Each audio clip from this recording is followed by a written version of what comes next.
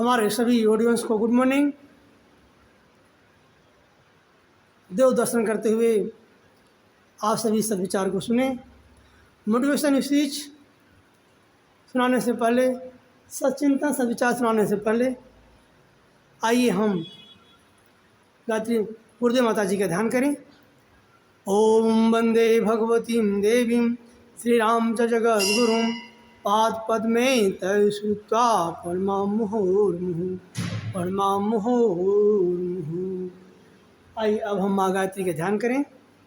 वेद माता, देव माता, विश्व माता, सद्ज्ञान सद्भाव की देवी पराशक्ति आशक्ति माँ गायत्री का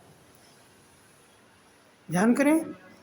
ओम आयातु वरदे देवी त्रैक्षरे ब्रह्मवादिनी गायत्री छंदसां मातः ब्रह्मयोने नमोस्तुते ब्रह्मयोने नमोस्तुते।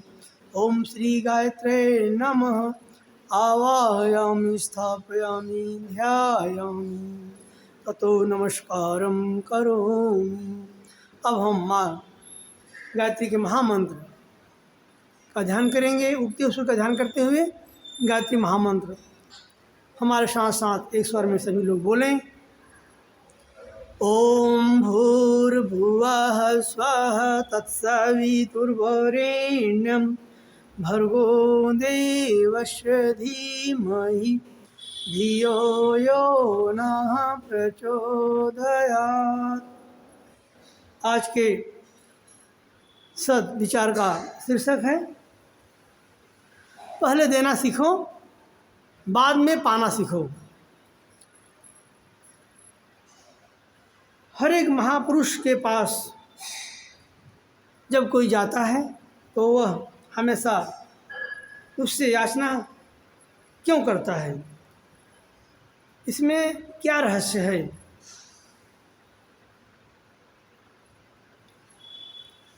त्याग से बढ़कर प्रत्यक्ष और तुरंत फलदायी और कोई धर्म नहीं है। त्याग की कसौटी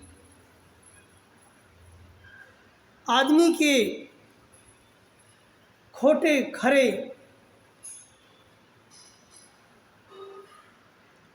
रूप को दुनिया के सामने उपस्थित करती है।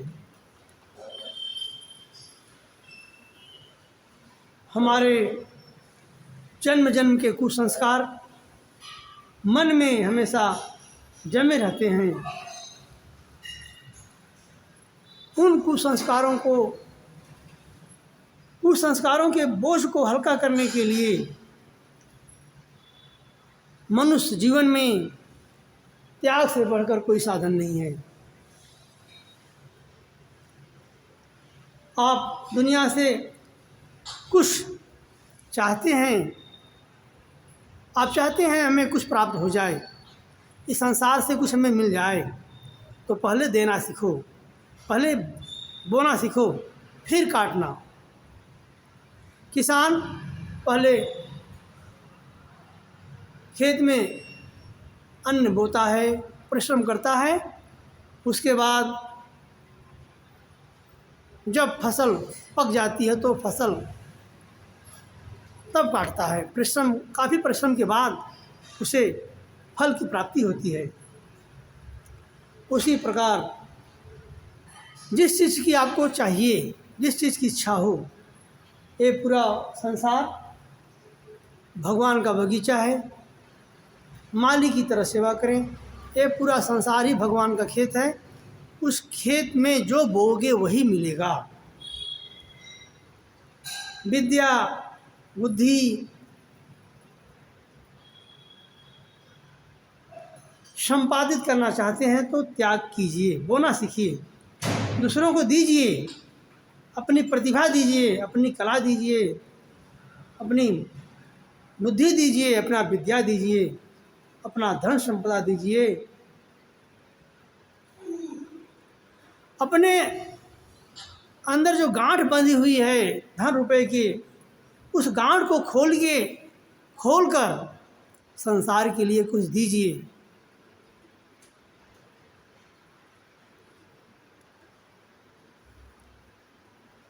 ये चीज़ें बड़ी महंगी हैं, कोई नियामत लूट के माल की तरह मुफ्त नहीं मिलती। जो आप चाहते हैं धन संपदा सुख ऐश्वर्य मिल जाए, ये चीज़ें बड़ी महंगी हैं, इसको हम लूट नहीं सकते। लूट के माल की तरह मुफ्त में नहीं मिलती, उसके लिए देना पड़ता है। जो दोगे उसका 100 गुना वापस हमें मिलता है। यही प्रकृति का नियम है।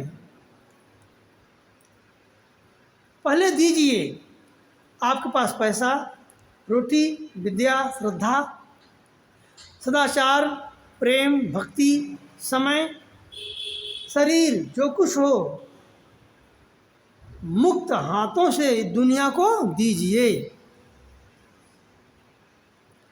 उसके बाद बदले में उसका 100 गुना प्राप्त कीजिए। 100 गुना प्राप्त होता है। ईश्वर का ऐसा नियम है, विधि का ऐसा विधान है। जो चीज़, जैसे हम ज़मीन में 1 गेहूँ बोते हैं तो हमें 100 गुना वापस धरती माता हमें देती हैं। 1 अन्न का 100 दाना बना के देती हैं। उसी प्रकार जो चीज़ें अभी बताई गई हैं, सारी बातें, वे आप जितना इस समाज को दोगे, इस विश्वास के साथ, ये पूरा संसार भगवान का खेत है, ये बगीचा है, माली की तरह हमें सेवा करनी है।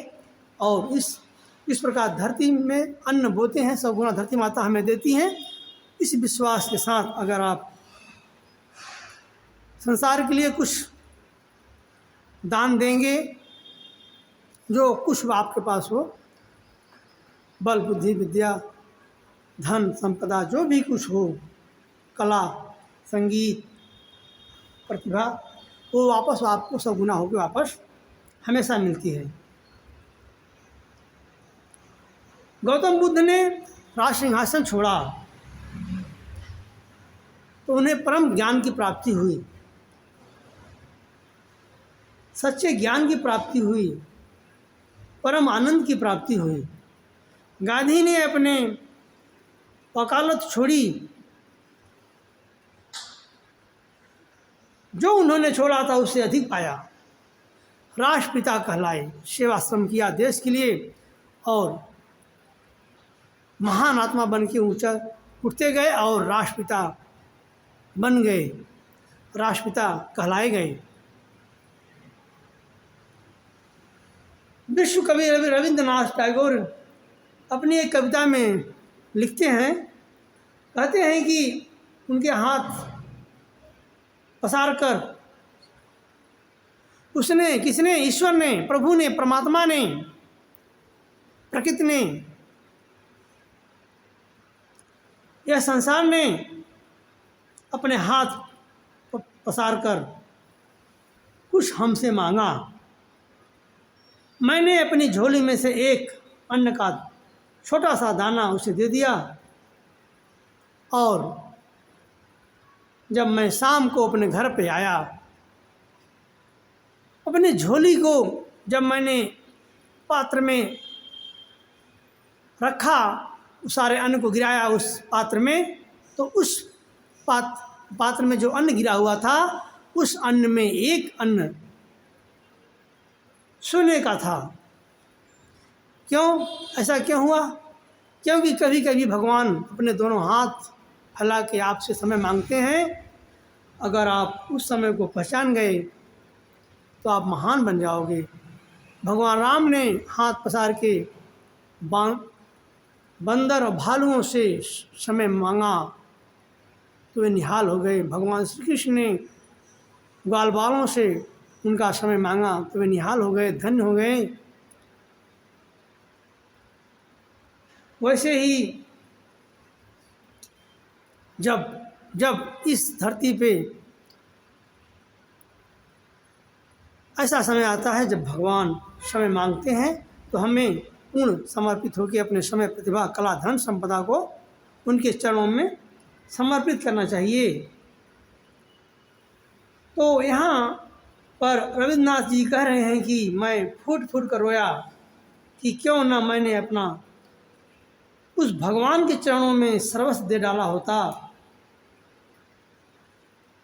तो मैं भिखारी से आज राजा बन जाता।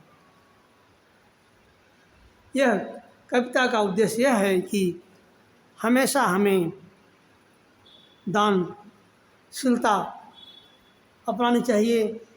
जो कुछ हो, जितना हो सके भगवान के काम के लिए, समाज के लिए देते रहना चाहिए।